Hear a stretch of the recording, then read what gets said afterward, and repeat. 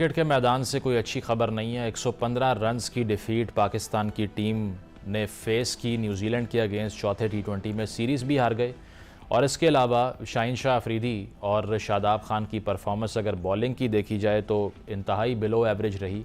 इस सारी सूरत हाल में एक आर्ग्यूमेंट ये था कि बाबर और रिजवान को हटाने के बाद जो नए चेहरे लाए जाएंगे वो एक नई अप्रोच डिस्प्ले करेंगे इस टीम के अंदर, लेकिन वैसा होता हुआ दिखाई नहीं दे रहा। इनफैक्ट कहा जा रहा है कि अपने लोएस्ट पॉइंट पर पाकिस्तान की क्रिकेट इस स्टेज पर पहुंच चुकी है। इसका सलूशन क्या है, ज़िम्मेदारी किसको लेनी चाहिए, इस पर गुफ्तगू का आगाज़ करते हैं। अब्दुल माजिद भट्टी साहब और याया हुसैनी साहब दोनों सीनियर स्पोर्ट्स जर्नलिस्ट हैं, हमारे साथ मौजूद हैं। आप दोनों का बहुत बहुत शुक्रिया। याया भाई, आपसे आगाज़ करना चाहूँगा। ये जो नए चेहरे लाने का एक प्लान हमने तश्कील दिया था, पहले सर्जरी करने की बात हुई, उसके बाद में हमने मोहम्मद रिजवान को, बाबर आजम को ड्रॉप कर दिया। रिज़ल्ट ये निकला कि 115 रन की हिस्टोरिक डिफ़ीट, शायद इससे बड़ी डिफ़ीट होगी नहीं अब तक टी20 हिस्ट्री में। करेक्ट कर दीजिएगा अगर मैं गलत कह रहा हूँ। तो ये जो यंग ब्लड हमने लेकर आना था, जिसके हवाले से आकिब जावेद साहब ने कहा कि ये इसीलिए हम कर रहे हैं कि कल को आने वाले जो बड़े टूर्नामेंट्स हैं उनकी प्रेपरेशन करनी है। तो अगर ये सूरत हाल रही तो नए चेहरे लाने का भी फ़ायदा नहीं होगा, फिर दोबारा से क्या उन्हीं शख्सियात को वापस लाना पड़ेगा? क्या करें अब? देखिए मुजम्मिल, पाकिस्तान क्रिकेट में ये पहली बार हो नहीं रहा कि आप ये राग अलाप रहे हैं कि हमने आगे मुस्तकबिल के टूर्नामेंट की तैयारी करनी है। ये होता रहा है। जो मैनेजमेंट होती है वो मुस्तकबिल की बात करती है और फिर जब टूर्नामेंट आता है तो कुछ कर नहीं पाते और उसके बाद वो मैनेजमेंट की छुट्टी हो जाती है और उसके बाद नई मैनेजमेंट आकर जो है वो नए मंसूबे देने लग जाती है। मैं अभी देख रहा था, पाकिस्तान और न्यूजीलैंड का तकाबुली जायजा लेने की कोशिश कर रहा था। हम ये जो कहानी सुना रहे हैं कि जी हम नए खिलाड़ियों को मौका दे रहे हैं, ऑन द अदर साइड अगर हम न्यूजीलैंड की टीम की बात करते हैं तो शाहीन शाह अफरीदी जो कि इस वक्त हदफ तनकीद बने हुए हैं, 4 टी20 मैचों में न्यूजीलैंड के खिलाफ सिर्फ 2 विकेटें उनके क्रेडिट पर है। उनकी विकेटों के करीब करीब भी पूरी की न्यूजीलैंड की जो फास्ट बॉलिंग है, अगर उनकी विकेटों के मजमुए को इकट्ठा कर लिया जाए तो शाहीन अफरीदी की विकेटें नहीं बनती। तो अब सर पकड़ने को दिल चाहता है कि हम ये बात करते हैं कि जी हम न्यूजीलैंड में जाकर, हमारे खिलाड़ी कह रहे हैं, हमारा स्टाफ कह रहा है कि जी मुश्किल कंडीशन में हम खेल नहीं पा रहे, तो न्यूजीलैंड में जाकर हम नहीं खेल सकते, ऑस्ट्रेलिया में जाकर हम स्ट्रगल करते हैं, साउथ अफ्रीका में जाकर हम हार जाते हैं, लेकिन ये जो गैर मुल्की टीमें हैं वो पाकिस्तान आकर जीत जाती हैं। तो समझ नहीं आ रहा कि कहाँ से शुरू करें और कहाँ खत्म करें। बात सिर्फ प्रोफेशनलिज्म की है, दे आर प्रोफेशनल्स, इनको अपना 100% देना चाहिए।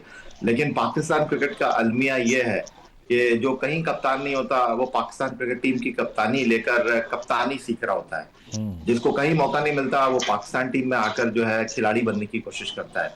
तो जब इस तरह की चीजें होंगी तो फिर इसी तरह के नतीजे आएंगे। बिल्कुल। इस पे भट्टी साहब आपकी तरफ आऊँगा। ये मुझे तो ये समझ नहीं आता, ये शादाब खान की जो इंक्लूजन है टीम में, पहले तो ये किस परफॉर्मेंस की बेस पर हुई और उसके बाद में अगर वो आ ही गए हैं तो उनकी बॉलिंग परफॉर्मेंस को भी आपने देख लिया। तो हम ऑब्लाइज ही करते रहेंगे लोगों को जो हम कह रहे हैं कि डिफरेंट ब्रांड ऑफ क्रिकेट लेके आनी थी, वो यही ब्रांड ऑफ क्रिकेट है। देखिए शाह साहब, पाकिस्तान क्रिकेट को वाकई सर्जरी की जरूरत है और पाकिस्तान क्रिकेट का जो सिस्टम है उसको मुकम्मल ओवरहॉलिंग की जरूरत है। ये नहीं है कि Shadab Khan from nowhere Pakistan team में आ गए। 4 मैचों में शादाब खान ने 30 रन बनाए हैं और 11 ओवर्स उनसे बॉलिंग करवाई गई। उन्होंने गालिबन 113 रन देकर 1 विकेट हासिल की है। तो मतलब जब तक हमारे यहाँ मेरिट नहीं आएगी, हमारे यहाँ प्रोफेशनलिज्म नहीं आएगी, बिल्कुल याया हुसैनी साहब जो बात कर रहे हैं यही हमारी क्रिकेट का अलमिया है कि हम हर बार एक मीडिया के लिए कभी सर्जरी की हेडलाइन दे देते हैं, कभी पब्लिक को कहते हैं कि जी अब हम तश्कीली 9 की तरफ जा रहे हैं, अब पाकिस्तान टीम जो है उसमें हम तब्दीलियां करने जा रहे हैं। लेकिन मसला ये कि हमारा जो क्रिकेटिंग सिस्टम है, मैंने तकरीबन अपने जो 4वीं दहाई मुझे इस दशक की सयाही में हो गई है, मैंने तो शायद इससे बुरा टाइम पाकिस्तान क्रिकेट में कभी कभी आता रहा, लेकिन इतना लॉन्ग रन शायद अब नहीं हमें नजर आ रहा। मुझे लग रहा है कि हमारे पास एक आध इंडिविजुअल ब्रिलियंस, जिस तरह हसन नवाज ने एक सेंचुरी बनाई, पाकिस्तान मैच जीत गया, मीडिया ने भी 24 घंटे तक वाह वाह करते रहे, लेकिन उसके बाद क्या हुआ? आपने बिल्कुल सही कहा, पाकिस्तान भी अपनी वर्स्ट डिफीट है 115 रन की और न्यूजीलैंड की भी सबसे बड़ी जीत है रन्स के एतबार से। तो मेरे ख्याल में सर्जरी बिल्कुल होनी चाहिए।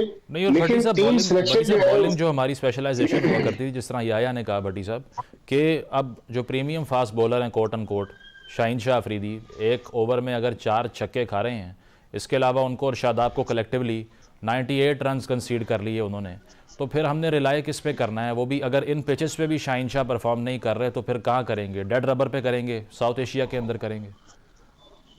देखिए, फिर हमारे पास जो नया टैलेंट है, जिस तरह अभी आतिफ जावेद एक लड़का है जो टीम के साथ वनडे टीम के साथ उसको भेजा गया है, तो फिर नए लड़कों को मौका दे। अगर अपनी अपनी टीम को खड़ा करना है, अगले 1 साल के अंदर पाकिस्तान को T20 एशिया कप भी खेलना है और T20 वर्ल्ड कप भी खेलना है, तो अगर उसकी हम तश्कील करने जा रहे हैं तो फिर इन लड़कों को थोड़ी देर के लिए खुदाफिज कह दें और नए लड़कों की तरफ जाएं। बल्कि शाहीन शाह अफरीदी के जो ससर है शाहिद अफरीदी, उन्होंने भी कल ट्वीट किए। उन्होंने कहा है कि शाहीन और शादाब को रेस्ट दिया जाए।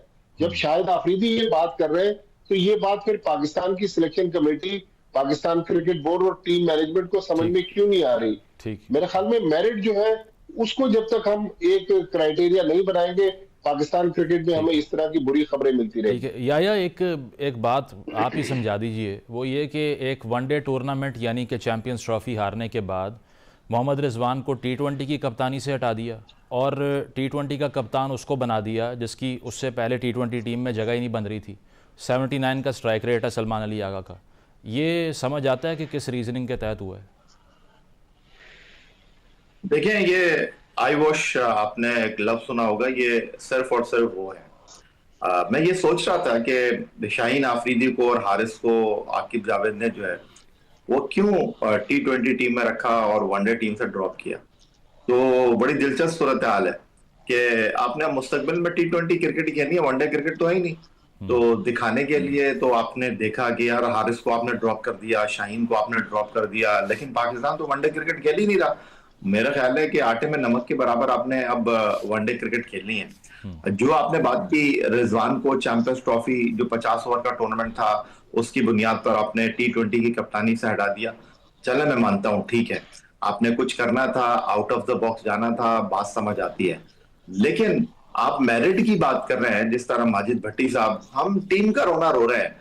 क्रिकेट बोर्ड में ही मेरिट नहीं है। क्रिकेट बोर्ड में आपको अगर मेरिट नजर आ रही है तो मुझे बता दें, जो सिलेक्शन कमेटी में लोग बैठे हुए हैं, असद शफीक हो गए, अजहर अली हो गए, ये वो लोग हैं जो कि आज आप इनको कह दें कि भाई आपने जो है वो सिलेक्शन कमेटी में नहीं है तो ये क्रिकेट खेलना शुरू कर देंगे। ये वो तमाम लोग हैं जो बाबर आजम के डसे हुए हैं, बाबर आजम की मौजूदगी में इनका करियर खत्म हुआ, अब बाबर आजम जो है वो स्ट्रगल कर रहे हैं।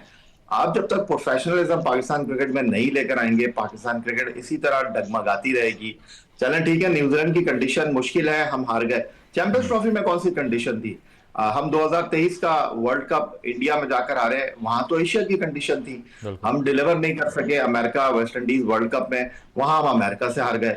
तो हर बार आपके पास जो है एक बहाना है, हर बार आपके पास एक एक्सक्यूज है। ये प्रोफेशनल क्रिकेटर्स हैं, इनको खेलने के लाखों रुपए मिलते हैं, करोड़ों रुपए की मैच फीस ये लेकर आते हैं, लेकिन आप जब खेल में बात करेंगे तो ये आपको एक्सक्यूज देंगे, कंडीशंस की बात करेंगे,